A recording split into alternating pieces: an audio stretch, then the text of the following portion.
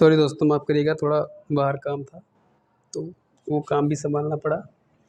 तो हम बता रहे थे कि संविधान जो है वो संविधान के हिसाब से न्यायपालिका ये देखता है कि संविधान के हिसाब से नियम विधि बना है या नहीं बना है, एक्ट बना है या नहीं बना है। अगर संविधान के हिसाब से नहीं बना है तो वो तुरंत इस एक्ट और नियम विधि को नेग्लेक्ट कर देता है, ख़त्म कर देता है। ठीक है।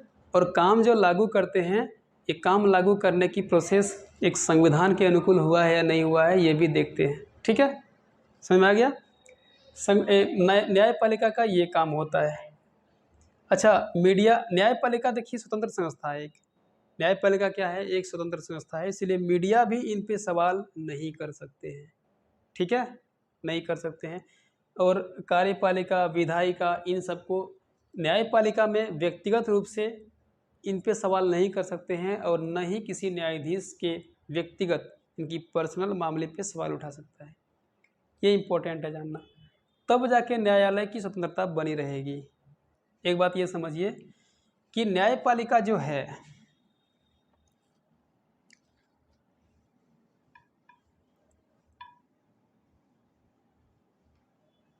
न्यायपालिका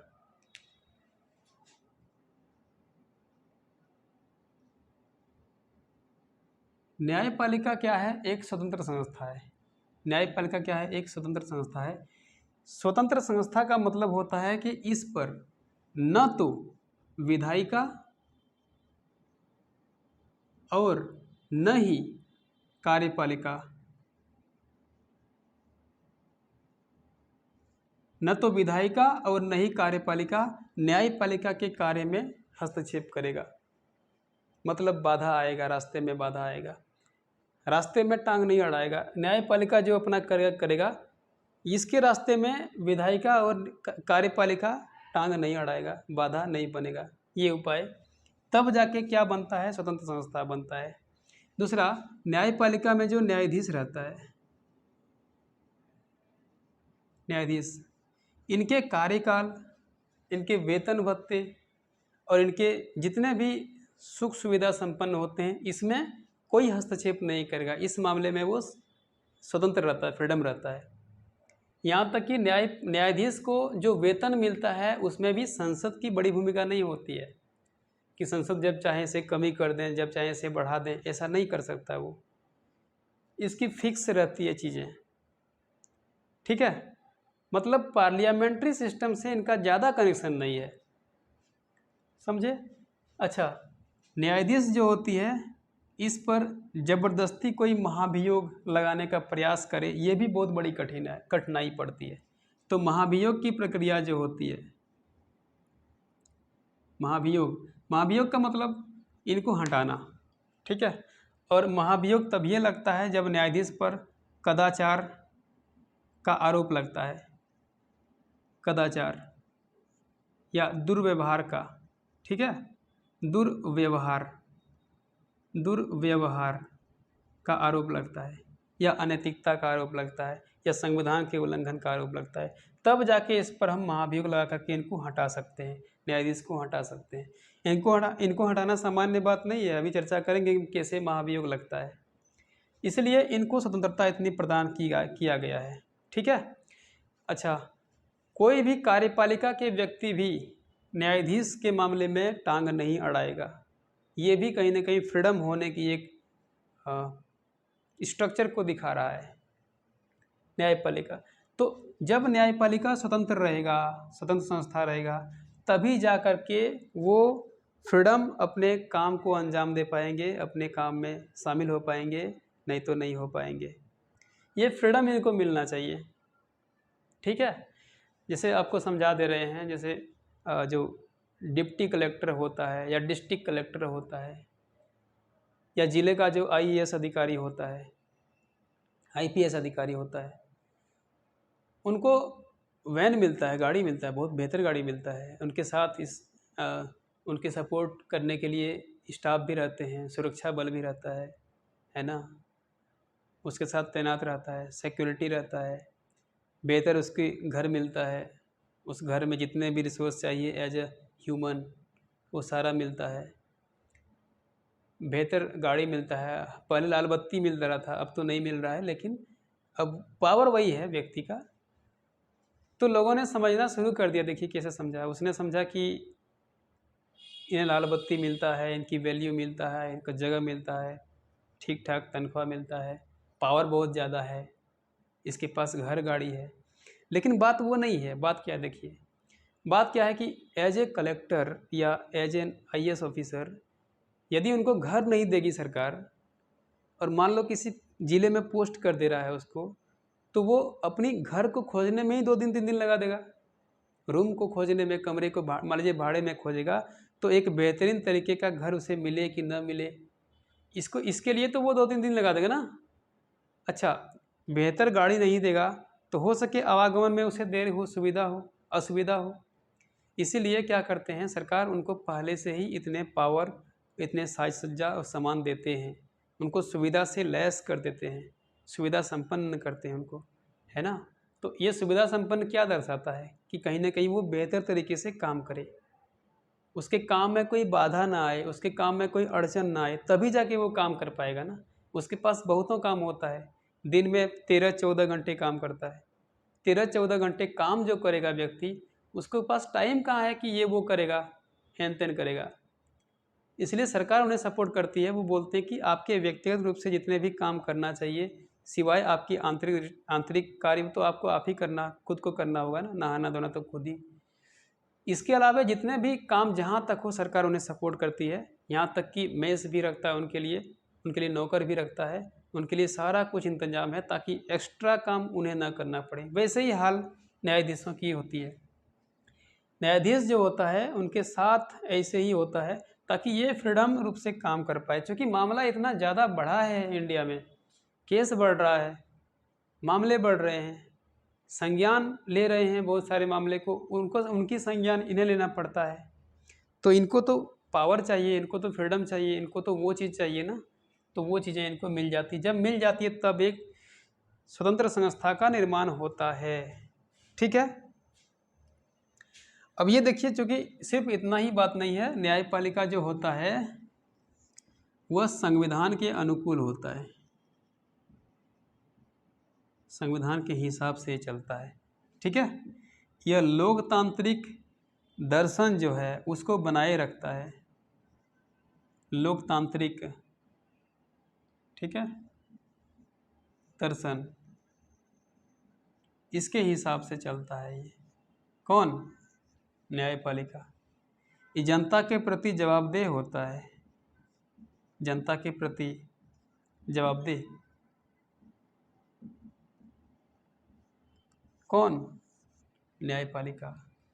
ये सारे काम न्यायपालिका की है। तब जा कर के किसी संस्था को हम जीवंत दे सकते हैं, उसको जीवन दे सकते हैं, तब जाके वो न्याय के मामले में अपनी भूमिका निभाता है। ये हाल है। ठीक है, आगे बढ़ते हैं।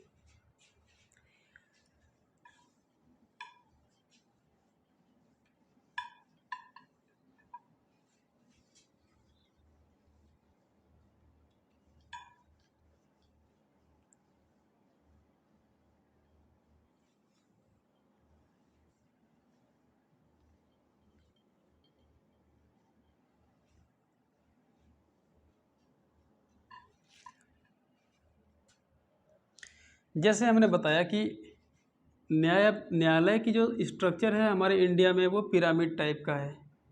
सबसे ऊपर में क्या आता है? सुप्रीम कोर्ट आता है। नीचे में क्या आता है? बीच में हाई कोर्ट आता है। और सबसे नीचे में डिस्ट्रिक्ट कोर्ट कह सकते हैं, या अधीनस्थ न्यायालय कह सकते हैं, या सबऑर्डिनेट न्यायालय कह सकते हैं। तो हम अधीनस्थ न्यायालय कहते हैं, अधीनस्थ न्यायालय। ठीक है। अब ये देखिए, हमारे यहाँ जो न्यायिक व्यवस्था है वो एकल है। कैसा है? एकल है। इंडिया में एकल न्यायिक व्यवस्था है। एकल न्यायिक व्यवस्था का मतलब क्या होता है? ऊपर से नीचे तक जितने भी कोर्ट आते हैं या न्यायालय आते हैं, ठीक है, वो सब एक ही नियम विधि से संचालित होते हैं, एक ही नियम विधि से संचालित होते हैं। इसको बोलते हैं एकल व्यवस्था। इसका मतलब है कि अगर सुप्रीम कोर्ट आईपीसी से चलता है या सुप्रीम कोर्ट CRPC से चलता है ना, या मान लीजिए कि ये संविधान से चलता है, कॉन्स्टिट्यूशन से चलता है, ठीक है। अगर इन सब चीज़ों से चलता है और संसदीय अधिनियम जो बनता है, विभिन्न तरह का एक्ट, उनसे चलता है, विभिन्न तरह के लॉ से चलता है, ठीक है। और यहाँ तक कि ये कॉन्शस विवेक से भी चलता है। तो विवेक से चलता है, लॉ से, एक्ट से। तो अगर सुप्रीम कोर्ट इन सब से संचालित है तो हाई कोर्ट भी इन्हीं सब से संचालित है। इसको बोलते हैं एकल न्यायिक प्रक्रिया।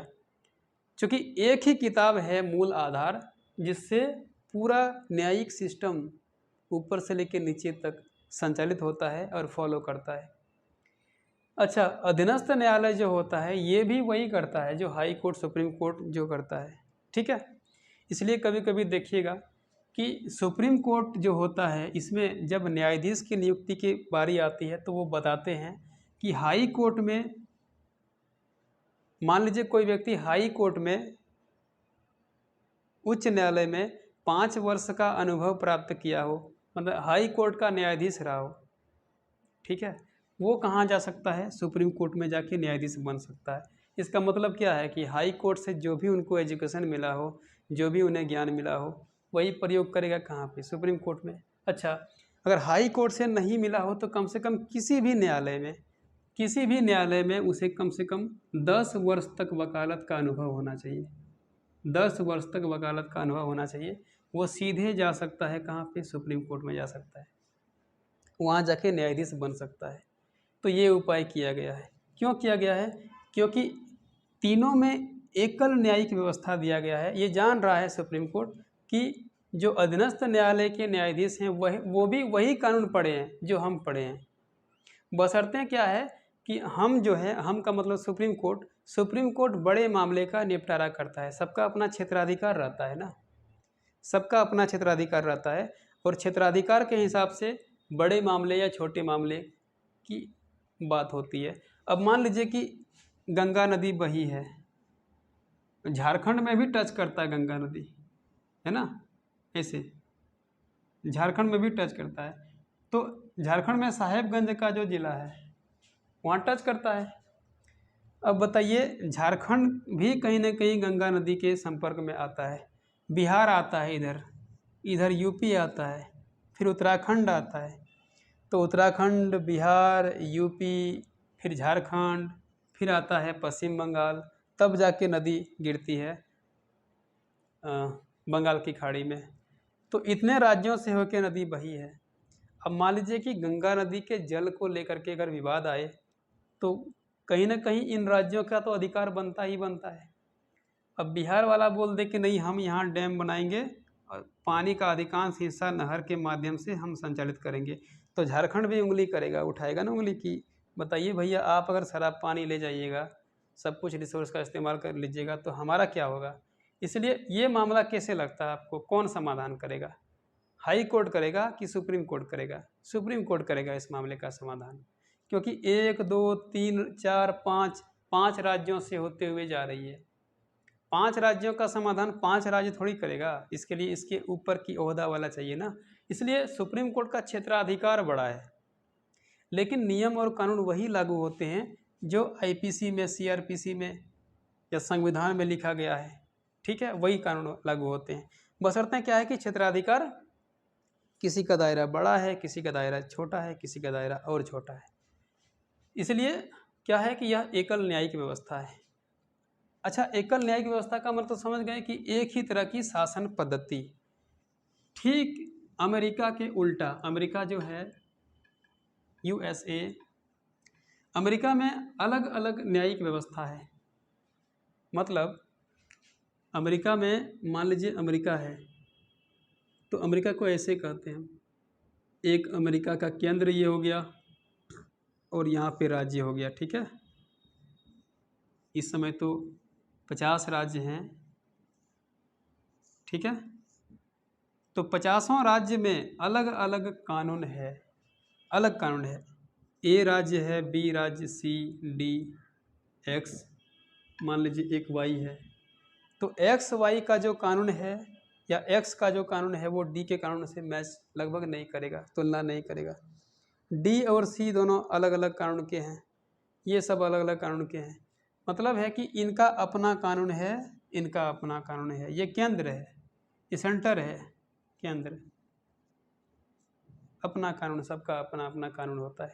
जैसे हमारे यहाँ आधार कार्ड सबका एक ही है, वोटर कार्ड सबका एक ही है।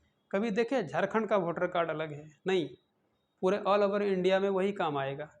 आधार कार्ड भी एक ही है वैसे ही, लेकिन अमेरिका में क्या है, अलग अलग है। अमेरिका में वोटर कार्ड बनता है राज्य के लिए अलग, केंद्र के लिए अलग, ठीक है।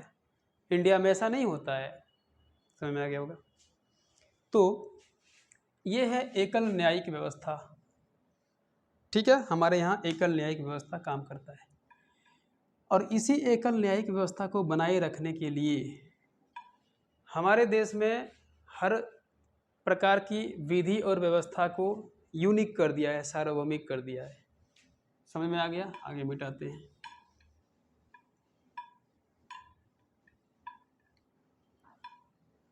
चलिए अब देखिए न्यायाधीशों की संरचना।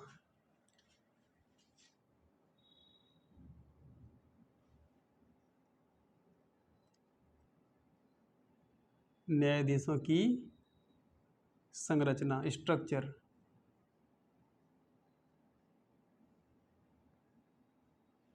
ठीक है, ये क्या है? संरचना का मतलब होता है कि न्यायाधीश कितने हैं सुप्रीम कोर्ट में, ठीक है।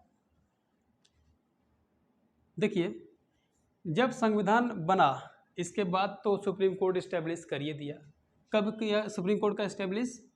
अब डेट को ख्याल रखना है आपको, 28 जनवरी 1950 को इस समय इस्टेब्लिश किया था सुप्रीम कोर्ट का, ठीक है। कहाँ पे? नई दिल्ली में। कौन से अनुच्छेद में आता है सुप्रीम कोर्ट?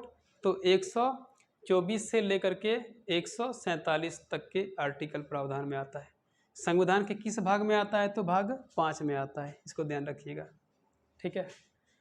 अच्छा, 28 जनवरी 1950 को सुप्रीम कोर्ट इस्टेब्लिश हुआ, ठीक है। देखिए जब इस्टेब्लिश हुआ सुप्रीम कोर्ट तो इस टाइम कुल न्यायाधीशों की संख्या 8 थी। कितने थे? 8 न्यायाधीश थे, ठीक है। कितने थे? 8 न्यायाधीश थे। 8 का मतलब हो जाता है कि एक था मुख्य न्यायाधीश, एक कौन था? मुख्य न्यायाधीश, ठीक है। इसको चीफ जस्टिस कह सकते हैं, चीफ जस्टिस। और बाकी जो 7 है, 7 था अन्य न्यायाधीश, अदर, ठीक है। जैसे स्कूल में होता है, एक हेड मास्टर होता है, बाकी सब अदर होते हैं, लेकिन सब तो टीचर ही है ना। वो 8 न्यायाधीश था कब? 1950 के टाइम में, 1950 ईस्वी में, ठीक। जैसे जैसे मामले बढ़ते गए, है ना, मामले बढ़ते बढ़ते बढ़ते बढ़ते क्या हुआ कि न्यायाधीशों की संख्या में भी मांग होने लगा कि न्यायाधीश की संख्या बढ़ाइएगा तो मामले निपटारा हो सकता है, नहीं तो मामले का निपटारा नहीं हो सकता है। तो क्या हुआ कि 1956 में, ठीक 6 साल बाद, न्यायाधीश की संख्या में वृद्धि कर दिया गया, बढ़ा दिया गया। कितना बढ़ाया? 8 से सीधा हो गया 11 न्यायाधीश बन गए, ठीक है। 11 न्यायाधीश बन गए। तो 11 न्यायाधीश बन गए, इसमें से एक कौन रहेगा? सुप्रीम कोर्ट का एक जो न्यायाधीश है वो कौन रहेगा? सुप्रीम कोर्ट का चीफ जस्टिस, यानी कि मुख्य न्यायाधीश। बाकी कौन रहेगा? अन्य न्यायाधीश रहेगा, ठीक है। 1956 में। आगे 1960 में फिर एक बदलाव किया गया और इसमें न्यायाधीशों की संख्या 14 कर दिया गया, 14 न्यायाधीश। बढ़ रहा है मामला, ठीक है। फिर 1977 में जो नागरिक है उनकी संख्या बढ़ा करके 18 कर दिया गया, ठीक है। फिर 1986 में इनकी संख्या बढ़ा करके 26 कर दिया गया। फिर आगे बढ़ते बढ़ते 2008 में न्यायाधीशों की संख्या बढ़ा करके 31 कर दिया गया। फिर आगे बढ़ते बढ़ते 2019 में न्यायाधीशों की संख्या बढ़ गया और ये बढ़ करके 24 हो गया, और यही 24 संख्या जो है आज तक है, आज तक विद्यमान है। ठीक है। अब न्यायाधीश की संख्या कैसे बढ़ाता है, तो इसके लिए एक अधिनियम आता है, इसके लिए एक एक्ट आता है। एक्ट का नाम है उच्चतम न्यायालय, ठीक है, उच्चतम न्यायालय संशोधन अधिनियम, संशोधन अधिनियम। इस एक्ट के माध्यम से न्यायाधीशों की संख्या को बढ़ा दिया जाता है। ठीक है, संशोधन कर दिया जाता है। कैसे कर दिया जाता है? मान लीजिए कि 1956 में किया होगा संशोधन, तो 1956 में बस डेट जुड़ जाता है, एक्ट वही रहता है, उच्चतम न्यायालय संशोधन अधिनियम। ठीक है, 1956। तो जिस हिसाब से संशोधन होते जाता है तो संशोधन की डेट बढ़ जाती है और उसी वर्ष की तारीख में न्यायाधीश चुने जाते हैं। ठीक है, समझ में आ गया? ये न्यायाधीशों की चुनने की प्रवृत्ति रही है। लेकिन फिर भी हम सबको क्या लगता है कि यार जो 2023 का दौर अभी चल रहा है, 2023 के दौर में कुल जनसंख्या 140 करोड़ के पार हो चुके हैं, है ना। जनसंख्या में नंबर 1 हो गया है भारत, आप सबको पता ही है। और कुल मिला के 32 न्यायाधीश, 33 न्यायाधीश, 34 न्यायाधीश, ये न्यायाधीश कभी इसको संभाल पाएंगे? सोचिए कि मामला कितना बढ़ रहा है। मामला बढ़ने की संख्या आप रिपोर्ट की तर्ज पर देख सकते हैं कि बहुत सारे मामले जो हैं लटके हुए हैं। बता रहे हैं कि सुप्रीम कोर्ट में जो मामला है अभी लटका हुआ, एवरेज वो है 6 साल 7 साल की। कभी कभी मामले की ऐसे भी खबर आता है कि एक मामला सुनवाई करने में सिर्फ 14-15 साल लग गया, लेकिन मामले की सुनवाई अभी तक नहीं हो पाई है। अच्छा बताइए, न्यायाधीश अगर रहता ज़्यादा संख्या में तो क्या मामले की सुनवाई नहीं कर पाता? एकदम कर पाता, बहुत जल्दी से मामले की सुनवाई करता। अच्छा एक बात बताइए, न्यायाधीश का हम लोग दोष देंगे, हम सिर्फ इतना सोचें कि अगर हम क्राइम न करें, अगर हम गुनाह न करें, अगर हम सुप्रीम कोर्ट की दरवाज़ा न जाएं, अगर पूरे मानव सभ्यता, मानव समुदाय ठीक ठाक हो जाए, एजुकेटेड हो जाए, अच्छी दशा में जी ले, तो क्या वो क्राइम करेगा? न क्राइम करेगा और न ही न्यायाधीशों की संख्या के मामले में सवाल उठेगा। क्योंकि जितना न्यायाधीश बढ़ा देगा तो उनको वेतन भत्ते भी तो देने पड़ते हैं ना, उनको वेतन भी तो देने पड़ते हैं। तो वेतन देने में राज्य की जो संपदा है, राज्य की जो संपत्ति है, वो तो नुकसान हो जाएगा। वेतन के मामले में कह देते हैं कि वेतन कितना है, एक न्यायाधीश का वेतन कितना है। एक न्यायाधीश का वेतन 2018 में संशोधन कर दिया गया, और जो मुख्य न्यायाधीश होता है, चीफ जस्टिस ऑफ इंडिया होता है, CJI, उसकी वेतन है 2,80,000। ठीक है, और जो अन्य न्यायाधीश होते हैं उनकी भी वेतन है 2,50,000। 2018 से पहले इनके वेतन कम थे। 2018 से पहले चीफ जस्टिस ऑफ इंडिया के वेतन 1 लाख थे, जबकि अन्य न्यायाधीश थे उनके वेतन 90,000 थे। ठीक है, 2018 में क्या हुआ, इनको बढ़ा दिया गया। कितना हो गया? एक का 2,80,000, एक का 2,50,000 रुपये पर मंथ, प्रत्येक महीना हो गया। इसके अलावा इनको यात्रा सुविधा देता है, इनको आवास देता है, इनकी स्वास्थ्य चिकित्सा देता है, इनकी स्वास्थ्य सेवा देता है, इनको टेलीफोन देता है, टेलीफोन के खर्चे देते हैं। इसके अलावा अन्य तरह की सुविधाएं, सुरक्षा भी इनको देते हैं। तो ये सारे देते हैं। ठीक है। अच्छा, जब ये रिटायर कर जाएंगे, जब ये नौकरी से हट जाएंगे, निकल जाएंगे, मतलब होता है कि जैसे ही न्यायाधीश की आयु 65 वर्ष हो जाएगा, वैसे ही ये नौकरी से निकल जाएंगे अपने आप। ठीक है, उम्र सीमा तय होती है, हो जाता है, निकल जाएगा। अच्छा, अगर ये नहीं निकल रहा है, मान लीजिए कि पहले ही निकलना चाह रहा है कोई न्यायाधीश, तो ये राष्ट्रपति को अपना चिट्ठा उठा लिख करके खुद त्यागपत्र दे सकता है। ठीक है, इसके अलावे भी अगर इनको निकलने का एक और प्रयोजन है, वो है महाभियोग।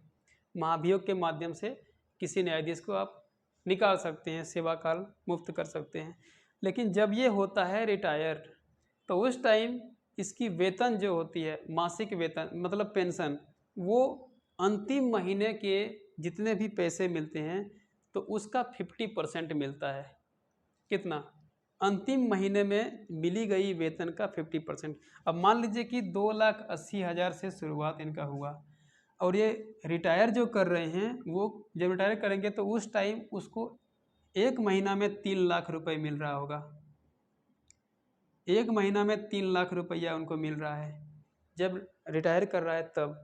तो पेंशन कितना मिलेगा इसको? 3 लाख का मिलेगा 50%, मतलब आधा। इसका 50% कितना होता है? इसका आधा कितना होता है? वो होता है 1.5 लाख, तो 1.5 लैक्स। ठीक है, इतना मिल जाएगा इनको। क्योंकि इनकी कीमत होती है, किसी भी न्यायाधीश की कीमत होती है। ठीक है, उनको पेंशन मिलना बहुत ज़रूरी है, बहुत इम्पोर्टेंट है। क्योंकि मान लीजिए कि कोई कोई बड़ी बड़ी मामला, मान लीजिए कि इनके टाइम में आ गया। मान लीजिए कि एक DY चंद्रचूड़ अभी है हमारे मुख्य न्यायाधीश, है ना। अब मान लीजिए कि इस टाइम बहुत बड़े बड़े डिबेट्स चल रहे हैं, बहुत बड़े बड़े मामले चल रहे हैं जो सुप्रीम कोर्ट द्वारा हल किया जा रहा है। तो इस मामले की जो आधार है, ये तो इनको पता है बढ़िया से ना, DY चंद्रचूड़ को पता है बढ़िया से। अच्छा, वो रजिस्टर में भी अंकित करते हैं, यहाँ तक कि कंप्यूटर में भी इनको अंकित किया जाता है। लेकिन जो व्यक्ति जिस मामले को गहनतम समझता है, वो व्यक्ति ही समझ पा सकता है बढ़िया से। हालांकि सारे रिकॉर्ड और अभिलेख सुप्रीम कोर्ट में वहाँ पे दर्ज किए जाते हैं, वहाँ रखे जाते हैं। फिर भी एक सुप्रीम कोर्ट का जो मुख्य न्यायाधीश होता है या फिर अन्य न्यायाधीश होता है, उनकी वैल्यू रहती है, बहुत बड़ी वैल्यू रहती है। बाद में जब भी कमीशन बनता है, जब भी आयोग बनता है, तो उस आयोग या तो फिर समिति बनती है, तो उस समिति में इनकी भूमिका रहती है बहुत। ये उनके अध्यक्ष रहते हैं, ये उनके चेयरमैन बन जाते हैं। इनकी जांच आयोग में इनकी भूमिका होती है। जैसे विधि आयोग बना था, तो विधि आयोग में इन जैसे व्यक्ति को बहुत बड़ी भूमिका निभानी पड़ती है। ठीक है, क्योंकि एजुकेशन का जो आपके पास है ना रिसोर्स, ये कभी व्यर्थ नहीं जाता है, कहीं ना कहीं मरते दम तक आपको काम देगा। इसलिए इनकी वैल्यू इतनी ज़्यादा हो जाती है। ठीक है, तो वेतन, हम कहाँ थे? वेतन में हम यही कह रहे थे कि मान लीजिए कि वेतन वेतन बहुत ज़्यादा, हम यहाँ थे कि मान लीजिए कि वेतन इतना खर्च होता है और न्यायाधीशों की संख्या में बढ़ोतरी करे जाएगा, तो क्या देश की, भारत की संचित निधि में जो पैसे हैं, भारत की जो राजस्व है, उससे तो खपत होगा ना पैसे। जो राजस्व, जो संचित निधि में फंड है इंडिया का कोष में, वो पैसे किसी बेहतर काम में लगा सकते थे, देश की विकास में लगा सकते थे, देश की इकोनॉमिक डेवलपमेंट में लगा सकते थे। क्या वो पैसे हम इन सिस्टम में खर्च कर दें कि किसी को न्याय मिले क्योंकि उसने गलती किया था? गलती ना करेंगे तो ना तो ये लफड़े की ज़रूरत होगी, ना झगड़े की ज़रूरत होगी, तो स्वर्ग का राज होगा फिर, है ना। ऐसे ही चाहिए था हमारे देश को होना। लेकिन हमारे देश में क्राइम जैसी घटनाएं बहुत बढ़ती जा रही है, क्योंकि लोग व्यभिचार होते जा रहे हैं, इस तरह की दिक्कतें आती जा रही है, तो सिस्टम में भी उसका प्रभाव पड़ते जा रहा है। अभी मामले 6-7 साल 8 साल तक लटके हुए हैं, अधूरा है, अधकचरा में लटका हुआ है, बेवजह का आदमी जेल भुगत रहा है, दिक्कतें हो गई है ना। अच्छा, फिर ये भी समझना है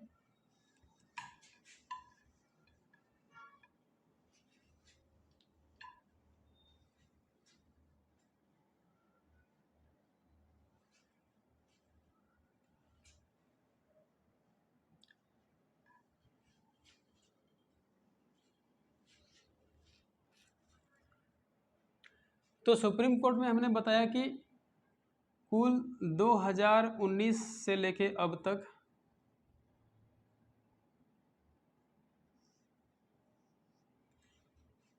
कितने न्यायाधीश हैं? 34 न्यायाधीश हैं।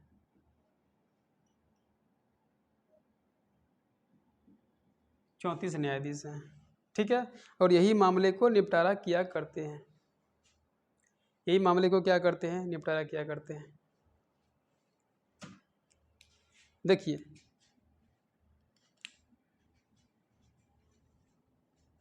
इनकी योग्यता कितनी होनी चाहिए। अब योग्यता पर आइए, स्ट्रक्चर योग्यता पर आइए। योग्यता में कहा जाता है कि सबसे पहले यह भारत का नागरिक होना चाहिए, भारत का नागरिक होना चाहिए।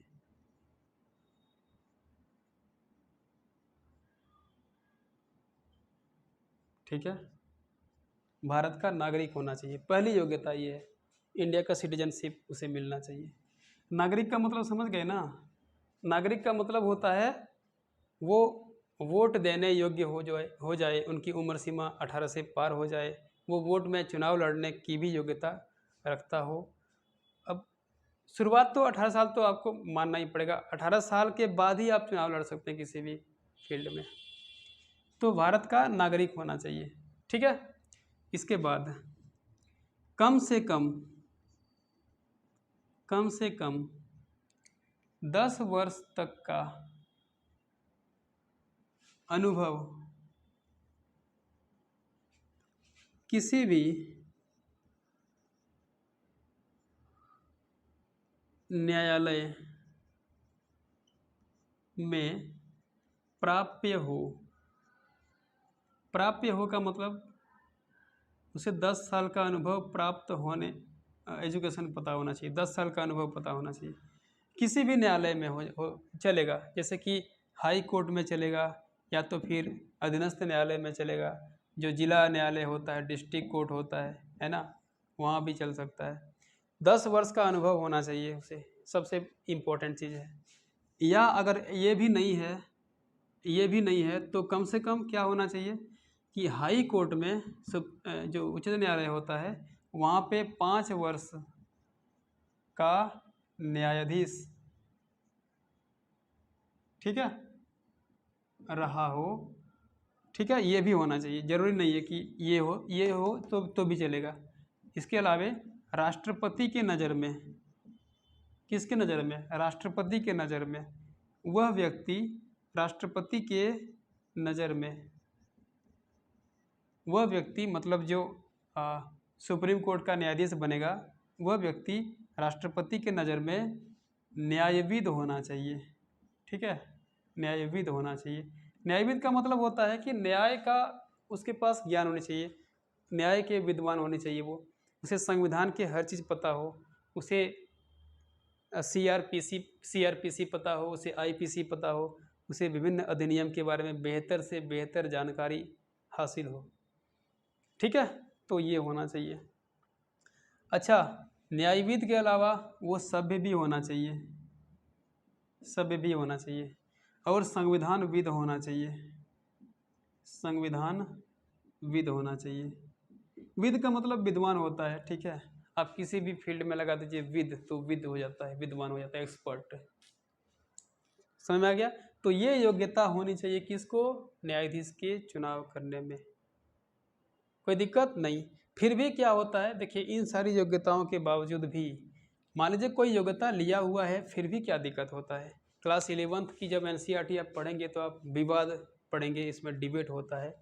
उस डिबेट को हम थोड़ा खुल के बोलना चाहते हैं। ठीक है, कि डिबेट क्या होता है, सुप्रीम कोर्ट की न्यायाधीश में चुनाव प्रणाली की क्या भूमिका है, क्या सिस्टम है, ये सारे आप बढ़िया से समझिए। एग्ज़ाम के लिए बहुत इंपॉर्टेंट है, कंपटीशन के लिए खासकर बहुत इंपॉर्टेंट है ये सब चीज़ें। ठीक है, इसको समझिए, इसको मिटाते हैं।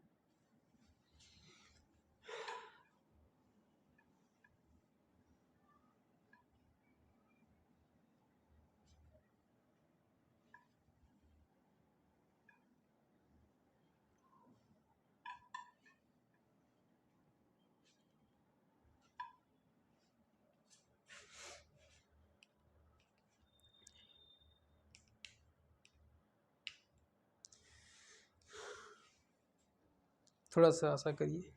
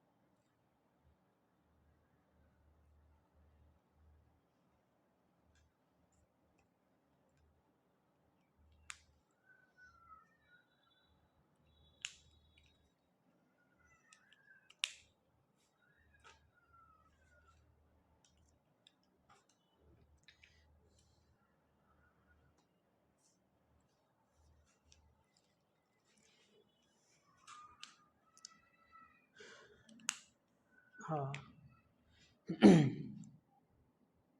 हम बता रहे थे कि न्यायाधीश के चुनाव में विवाद, खास करके मुख्य न्यायाधीश के चुनाव में विवाद की यहाँ पे चर्चा है। आगे फिर न्यायाधीश वाला भी विवाद है, इसको बताएंगे हम। अभी मुख्य न्यायाधीश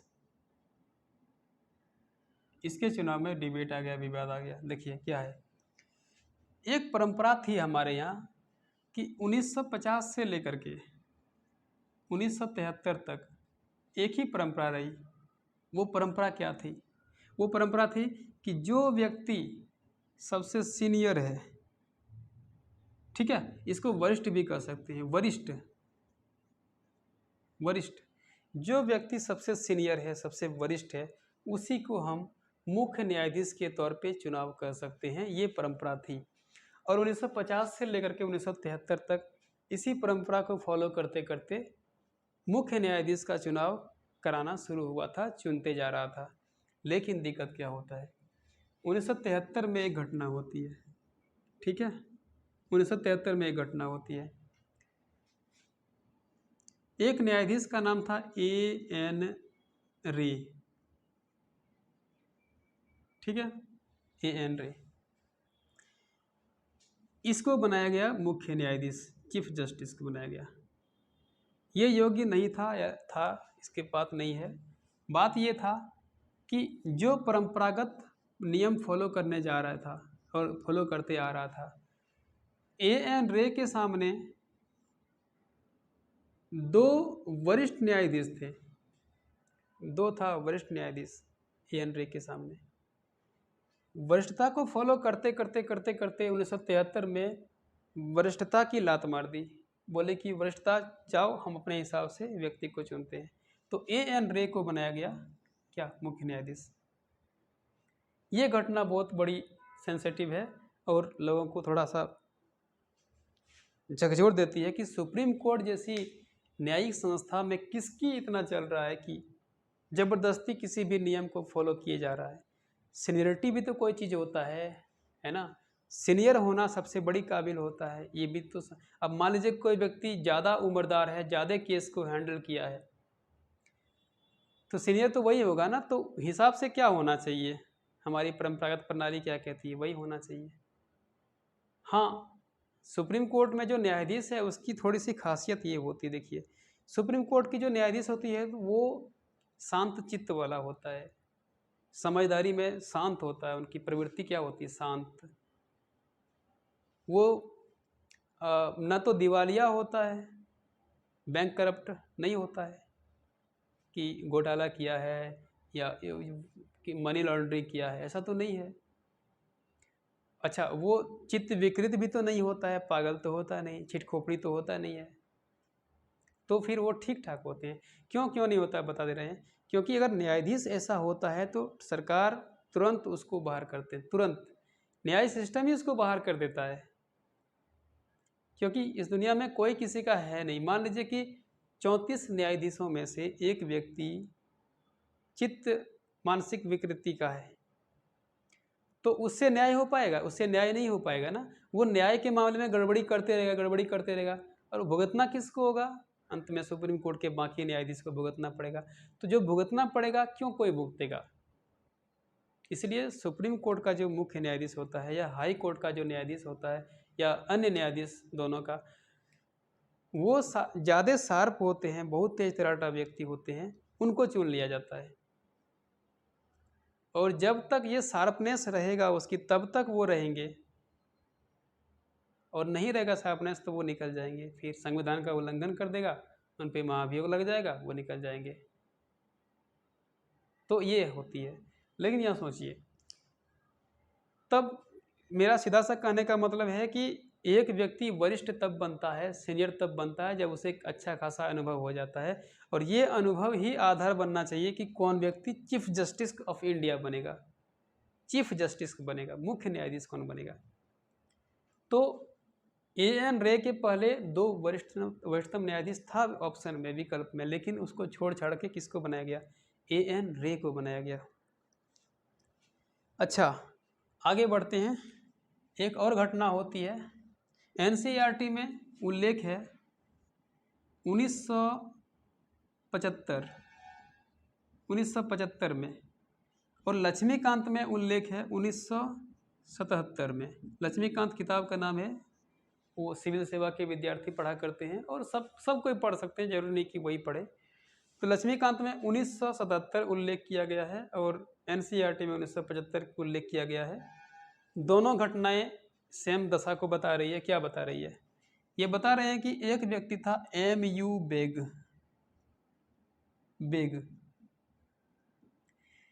एम.यू. बेग था, ठीक है। अब एम.यू. बेग के सामने 4 वरिष्ठ न्यायाधीश थे, 4, लेकिन फिर भी किसको चुना गया? एम.यू. बेग को चुना गया। जब ये घटना घटी तो पूरे भारत में ये सवाल पनपना शुरू हो गया कि यार वरिष्ठता की कोई वैल्यू है नहीं, सीनियरिटी की कोई वैल्यू है नहीं। सिस्टम पे देखिए, मामला इन व्यक्ति का या उन चारों व्यक्ति के हित की नहीं है, मामला है सिस्टम की। न्यायाधीश की वैल्यू क्या है ये दशा करती है कि देश की दशा क्या होगी। न्यायाधीश किस दर्शन से प्रभावित है, किस फिलोसफी से संचालित है, उनकी क्या आइडियोलॉजी है, उनका क्या दर्शन है, उसका क्या पकड़ है, संविधान के प्रति वो कितना सक्रिय है, वो कितना मुखर व्यक्तित्व वाला व्यक्ति है, इस पर डिपेंड करता है कि हमारे देश की गति क्या होगी, हमारे देश की दशा क्या होगा। तो किसी भी न्यायाधीश को आप बना दीजिएगा मुख्य न्यायाधीश तो चलेगा नहीं। एंड में क्या होता है ना कि जब भी कोई निष्कर्ष की बात आती है तो यहाँ पे वोटिंग होता है, चुनाव होता है ना। जैसे सोचिए कि मान लीजिए कि आपको निष्कर्ष की बात आ जाती है। निष्कर्ष का मतलब होता है कि आपको ऐसे मौके आ जाएंगे जहाँ पे आप 2 हिस्से में बढ़ जाएंगे। वो दोनों हिस्से आपको सही लगेगा, दोनों हिस्से में आपको कुछ गलतियाँ भी, खामियाँ भी नजर आएगी। तो उस टाइम आपको विवेकशील चुनाव करना है। तो इस विवेकशील चुनाव करते समय आपको संतुलित रहना पड़ेगा, आपको निष्पक्ष रहना पड़ेगा, आपको बैलेंस्ड अप्रोच अप्लाई करना पड़ेगा, तब जाकर के देश की कल्याण हो सकती है। विवेकपूर्ण निर्णय इसको बोलते हैं। तो वो विवेकपूर्ण निर्णय का क्षण जब आता है तो उस टाइम एक सीनियर व्यक्ति ही डिसीजन ले सकता है। डिसीजन मेकिंग की भूमिका वही निभा सकता है जिसके पास ज़्यादा अनुभव हो, जिसके पास ज़्यादा ज्ञान हो, जिसके पास ज़्यादा समझदारी हो। तो वैसे ही एक न्यायाधीश की रोल होती है। लेकिन हमारे यहाँ जो पॉलिटिशियन सिस्टम होता है उन सब ने इस तरह की व्यवस्था कराई, तो ये गलत है कहीं ना कहीं, है ना। ये क्या है? गलत है। तो ये घटना, ये विवाद में रहा, ये डिबेट का विषय रहा है। कौन सा विषय रहा? ये हमेशा डिबेट का विषय रहा है। आगे बताते हैं। तो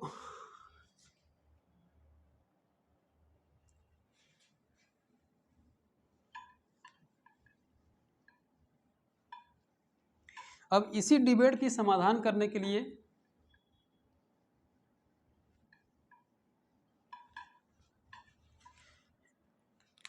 एक नई प्रक्रिया लगाया गया, नई प्रक्रिया लाई गई। उस प्रक्रिया का नाम है प्रथम न्यायाधीश मामले। ये मामले आता है 1982 में, ठीक है। प्रथम न्यायाधीश मामले 1982 में आता है। ये मामला क्या बोलता है? क्योंकि वो डिबेट बढ़ गया ना। अब मान लीजिए 1950 से 1973 तक एक ही प्रोसेस में चली आ रही है और अचानक किसी भी सरकार आकर के कोई भी सरकारी आधिपत्य वहाँ जमा लेता है और कहता है कि हम अपने हिसाब से किसी व्यक्ति को रखेंगे। ये कहाँ का न्याय है? इसीलिए यहाँ पे एक नए मामले आते हैं। क्या है? प्रथम न्यायाधीश मामले 1982 में ये इस्टेब्लिश होता है। और यहाँ पे बोला जाता है कि देखिए, जो मुख्य न्यायाधीश का चुनाव जब होगा, मुख्य न्यायाधीश का जब चुनाव होगा तो उस टाइम एक न्यायाधीशों की एक बेंच बैठेगा। यहाँ पे सिर्फ जस्टिस होंगे, न्यायाधीशों की एक बेंच बैठेंगे और न्यायाधीश क्या करेंगे? सलाह देंगे। क्या देंगे? सलाह देंगे, ठीक है। लेकिन मुख्य न्यायाधीश के निर्वाचन में इनकी सलाह जो है यह मजबूरी बनेगा, जरूरी नहीं है। इसने कहा कि सलाह देंगे और यह सलाह जो है निर्धारक नहीं बनेगा, सिर्फ सलाह ही बनेगा, फिर निर्धारण कर सकते हैं, नहीं भी कर सकते हैं, चलेगा, ठीक है। तो ये मामले कुछ देर तक चले, लेकिन यहाँ भी विवाद हो गया, ये भी डिबेट के दायरे में आ गए। फिर आता है द्वितीय न्यायाधीश मामले, इसको बोल सकते हैं सेकंड जुडिशियरी मामले, ठीक है। द्वितीय न्यायाधीश मामले, सब हिंदी में लिखे बढ़िया होगा। द्वितीय न्यायाधीश मामले, द्वितीय न्यायाधीश मामले, ठीक है। असल में क्या है ना, देखिए मुख्य न्यायाधीश का चुनाव कौन करता है? राष्ट्रपति करता है। कौन करता है? राष्ट्रपति करता है। और राष्ट्रपति कैसे करते हैं? राष्ट्रपति जब मुख्य न्यायाधीश का चुनाव करते हैं तो वहाँ पे वो तो उसको तो खुद पता नहीं कि किसको चुनाव करना है, किसको नहीं करना है। तो वो क्या करते हैं कि सुप्रीम कोर्ट के जो न्यायाधीश हैं या हाई कोर्ट के जो न्यायाधीश हैं उन सबको बुला करके उनसे राय मशवरा ले करके, उनसे सलाह ले करके चुनते हैं मुख्य न्यायाधीश को। तो पहले मामले में क्या हुआ, बोला कि देखिए सलाह राष्ट्रपति को देंगे, लेकिन सलाह बाध्यकारी होगा, कोई ज़रूरी नहीं है कि सलाह को आप अप्लाई ही कर दीजिए, कोई ज़रूरी नहीं है। तो सलाह एक सलाह के तौर पे लिया गया था। लेकिन द्वितीय न्यायाधीश मामले जो हुआ था वो हुआ था 1993 में, और 1993 में सेकंड जुडिशियल मामले जब आया तो इस समय कहा गया कि देखिए ये जो बेंच है, न्यायाधीशों की जो मंडली है, ये जो सलाह देगा यह एप्लीकेबल होगा, यह बाध्य होगा, इसे लागू करना अनिवार्य होगा। यानी इसका मतलब यह परिवर्तनीय होगा, ठीक है, परिवर्तनीय, यह परिवर्तनीय होगा। इसका मतलब राष्ट्रपति इनकी बातों को मानने पर बाध्य होंगे। राष्ट्रपति जो बोलेंगे ये न्यायाधीशों की मंडली वही राष्ट्रपति स्वीकार करेगा और न्यायालय में न्यायाधीश को चुनेगा, मुख्य न्यायाधीश को चुनेगा। तो ये भी डिबेट में रहा, ये भी अब बाध्य कैसे होगा, राष्ट्रपति बाध्य कैसे हो सकता है? कोई भी कुछ कर देगा तो मान लीजिए कि दो आदमी ने कहा चलो इसी को रख दें, तो इसी को रख दें, तो हो सके न्यायाधीशों की अपनी एक प्रोपेगेंडा रहा होगा, हो सके उसकी एक रणनीति रहा होगा। इसलिए जब ये भी विफल हो गया, मतलब ये भी डिबेट के दायरे में घिर गया, विवाद में घिर गया, तो तृतीय न्यायाधीश मामले आता है। तृतीय न्यायाधीश मामला ये आता है 1998 में, और फाइनल इसमें ये कहा जाता है, बोला जाता है कि देखिए बेंच तो रहेगा, है ना, इसमें 4 न्यायाधीश रहेंगे, मतलब एक रहेगा मुख्य न्यायाधीश, है ना, 4 रहेंगे न्यायाधीश। तो ये मिल करके बातें करेंगे किससे? राष्ट्रपति से, और राष्ट्रपति को सलाह जो भी देंगे ये मान लिया जाएगा। क्यों? क्योंकि इन्होंने कहा कि मान लीजिए कि 2 व्यक्ति भी अगर किसी एक का समर्थन नहीं करता तो वो एक व्यक्ति न्यायाधीश नहीं बन सकता है, ठीक है। आप समझे मेरी बात? मतलब कि ये जो व्यक्ति हैं, ये व्यक्ति किसी एक व्यक्ति को चुनेंगे, मान लीजिए कि यह एक्स व्यक्ति को चुनेंगे, और एक्स व्यक्ति के मामले में 2 व्यक्ति ने बोला कि नहीं हम इसको नहीं रखेंगे, तो ये एक्स नहीं चुन पाएगा। फिर वाई आएगा, वाई में अगर सहमति सबको मिल जाएगा, मतलब कि अगर हम 3 व्यक्ति से सहमति लेंगे तो नहीं होगा, ध्यान रखिएगा, 3 व्यक्ति से सहमति लेंगे तो नहीं होगा, क्योंकि बाकी रह जाता है। अगर हम 4 व्यक्ति से सहमति करा दें, एक व्यक्ति नहीं भी देगा सहमति, तो भी हो जाता है सिलेक्शन। आप समझे मेरी बात को? तो ये न्यायाधीश को चुनने का उपाय रहा था अब तक, ठीक है। चलिए अगला वीडियो हम डाल देंगे, इसी की श्रृंखला में आएगा। फिलहाल इतना ही रखते हैं, आप ध्यानपूर्वक पढ़ें, चीज़ों को समझें। Thank you. इतनी देर तक हमारी वीडियो को देखा सुना, इसके लिए आपके भीतर छुपी संभावनाओं को मेरा नमस्कार, मेरा प्रणाम स्वीकार करें।